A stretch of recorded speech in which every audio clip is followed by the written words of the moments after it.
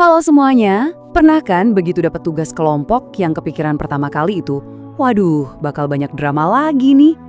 Tenang, di sini kita bakal kupas tuntas gimana caranya mengubah proyek kelompok yang biasanya bikin pusing jadi sebuah pengalaman yang super berharga. Kita akan belajar cara memimpin manusia, bukan cuma sekedar nyelesain tugas.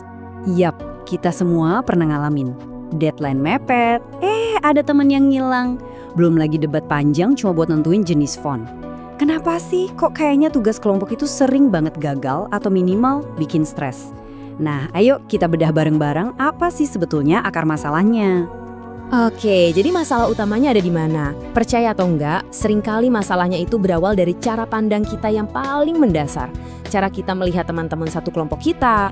Nah, ini dia nih biang keladinya. Kita sering terjebak dalam apa yang disebut paradigma mekanistik.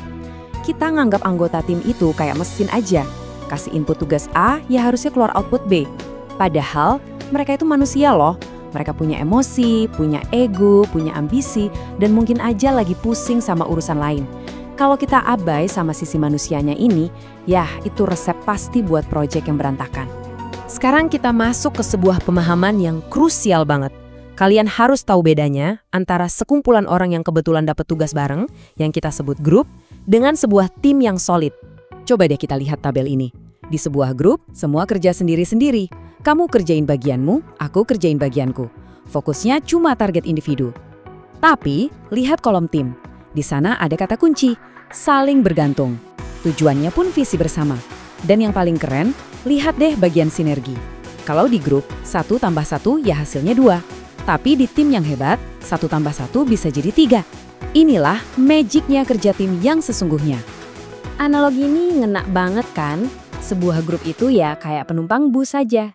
Tujuannya sama, tapi ya masing-masing nggak peduli. Beda sama tim, yang ibaratnya kru di kapal layar.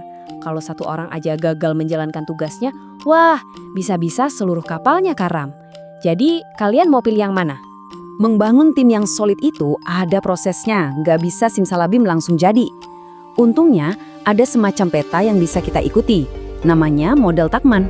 Peta ini nunjukin kalau semua fase drama dan konflik yang bikin pusing itu sebetulnya normal.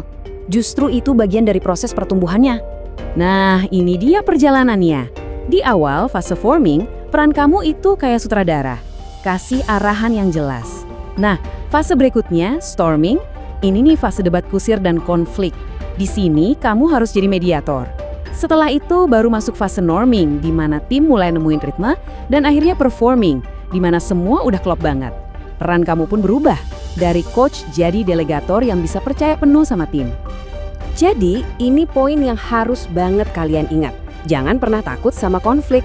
Kalau tim kalian lagi ada di fase storming, itu bukan berarti tim kalian gagal. Justru itu tandanya tim kalian lagi bertumbuh, lagi membentuk otot kerjasama yang lebih kuat. Oke, teorinya udah dapat ya. Sekarang gimana prakteknya? Gimana caranya kita bangun komunikasi tim yang solid dan anti drama? Tenang, ada beberapa alat praktis yang bisa langsung kalian coba. Ada 3 pilar utama. Pertama, visi yang selaras. Semua harus paham kenapa tugas ini penting. Kedua, peran yang jelas. Siapa mengerjakan apa, jadi nggak ada lagi tuh saling lempar tanggung jawab. Dan yang ketiga, ini yang paling penting, psychological safety.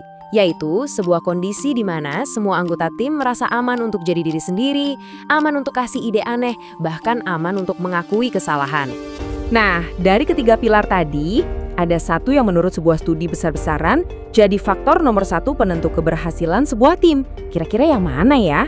Dan jawabannya adalah psychological safety. Iya betul.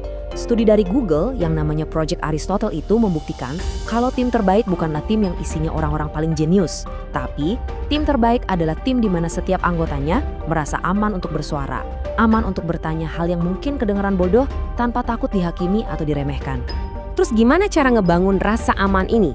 Bisa dimulai dari hal yang simple banget, yaitu cara kita berkomunikasi. Coba deh jangan lagi nanya, paham kan? Karena jawabannya udah pasti, paham. Ganti pakai teknik feedback looping. Coba bilang, oke, biar kita satu frekuensi, boleh tolong simpulin lagi poin-poin utamanya? Ini bukan buat ngetes, tapi buat memastikan kita semua ada di halaman yang sama. Nah, gimana kalau mau negur temen yang kerjanya kurang oke tapi nggak mau bikin dia tersinggung? Pakai aja formula SBI. Pertama, situation, sebutin situasinya. Waktu kita rapat kemarin sore. Kedua, behavior, sebutin perilakunya secara objektif. Aku lihat kamu beberapa kali fokus ke handphone. Ketiga, impact, jelaskan dampaknya. Akibatnya kita jadi kehilangan ide-ide penting darimu. Terakhir, ajak diskusi solusinya bareng-bareng. Jadi kita fokus ke perilakunya, bukan menyerang orangnya. Oke, kita sampai di bagian terakhir dan mungkin yang paling penting. Ini bukan lagi soal jadi anggota tim, tapi soal jadi seorang pemimpin. Apa sih sebetulnya peran seorang pemimpin, terutama saat keadaan lagi sulit? Tugas seorang pemimpin itu lebih dari sekedar bagi-bagi kerjaan. Kamu adalah perisainya tim. Kamu yang jadi payung saat ada tekanan dari luar. Kamu juga yang harus paling semangat merayakan kemajuan sekecil apapun, biar motivasi tim tetap terjaga. Dan yang terpenting, kamu yang harus berani bilang, "Oke teman-teman, sudah malam, kita istirahat dulu ya." Karena otak yang lelah gak akan bisa kerja maksimal. Jadi kesimpulannya sederhana banget. Sukses sebuah proyek kelompok itu bukan cuma soal nilai akhir. Ini adalah tentang perpaduan antara logika dan empati. Sukses itu bukan hanya tentang menyelesaikan semua daftar tugas, tapi tentang membuat setiap orang di dalam tim jadi versi yang lebih baik dari diri mereka. Jadi, untuk tugas kelompokmu yang berikutnya, pertanyaannya bukan lagi gimana caranya biar cepat selesai, tapi aku mau jadi pemimpin yang seperti apa di tim ini. Kamu mau jadi sekadar manajer tugas atau pemimpin yang sesungguhnya bagi teman-temanmu? Pilihannya ada di tanganmu.